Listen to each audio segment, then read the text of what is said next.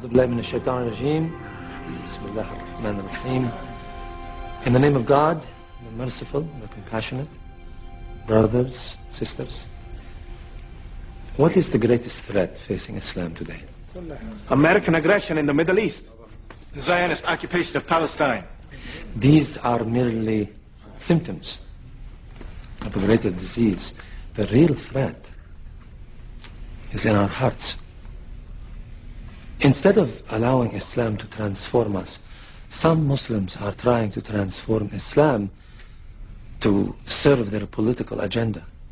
They are using the label Islam to kill, murder innocent people.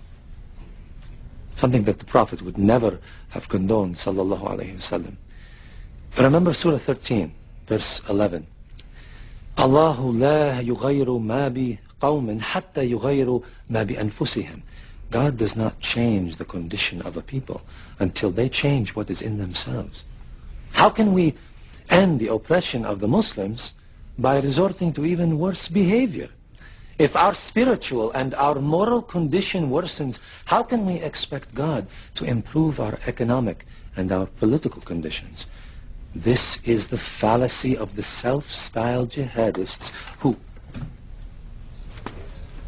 I hope I haven't angered you, brother.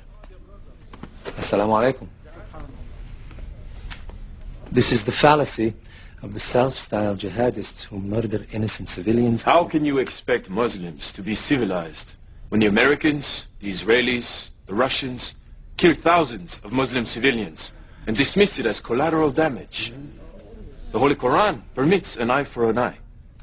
If the unbelievers kill our civilians, we have the right to do the same. Allah permits retaliation only against the guilty party, not against innocents. Surah 53, verse 38 says, no soul shall bear the burden of another. The Holy Quran also says, and kill them wherever you find them, and drive them out of the places where they drove you out. For persecution is worse than killing. You forgot the first part of that verse, brother.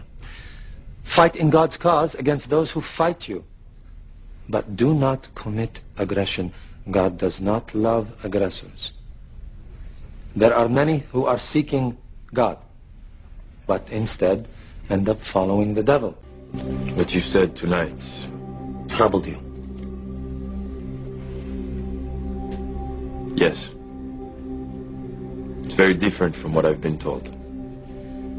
There are many false teachers taking verses from the glorious Quran out of context, corrupting the teachings of the Holy Prophet. Sallallahu alayhi wasallam. Sallallahu alayhi wasallam. Tell me, brother, what is the greatest jihad? To fight the unbelievers in battle. No. No? The Holy Prophet sallallahu alayhi wasallam said that war against the unbelievers is the lesser jihad. The greatest jihad is to battle your own soul, to fight the evil within yourself. So, who is a true holy warrior then? The Prophet's cousin Ali was fighting an unbeliever in battle, and he gained the upper hand. Just as he was about to strike the death blow, the unbeliever spat at him. Ali threw down his sword, refused to kill him. Why?